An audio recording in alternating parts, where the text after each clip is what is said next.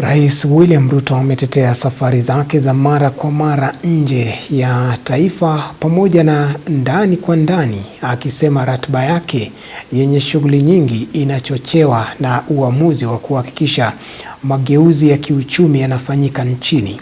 Akizungumza wakati wa ibada ya kanisa la SDA eneo la Ngairusha, kaunti ya Kajiado, rais amepuuza ukosoaji kuhusu safari zake, akisema uongozi bora unahitaji ushiriki wa moja kwa moja ndani na nje ya taifa. Haya yanajiri huku rais akitarajiwa kusafiri kuelekea Ufaransa kuhudhuria kongamano.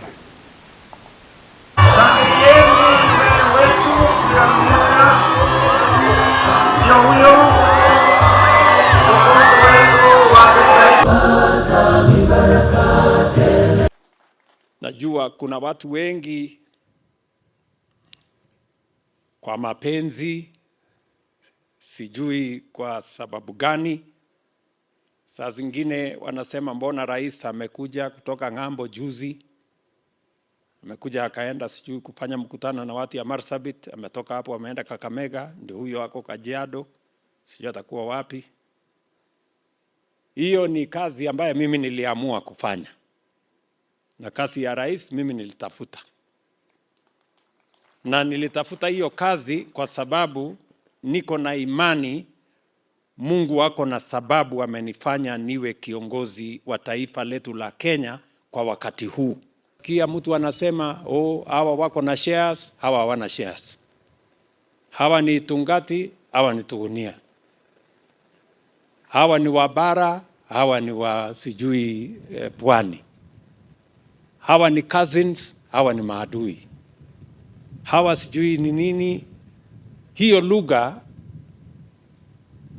itaharibu taifa letu la Kenya.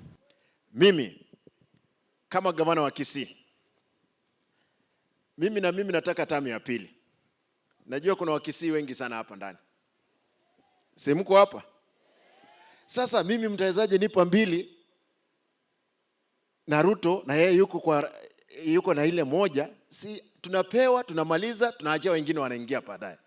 You have had wonderful conversations with us. You have held our hand. Our sons and daughters occupy very strategic spaces in your government, and we are very grateful. And just 2 weeks from now, our pet subject Amboseli, which to us is like the identity card for the Somalis, and I know a number of communities have something dear to them. Amboseli transition is gradually coming to an end, and 1st of July, the Maa Nation will take possession as you gave us on the 8th of November, 2025.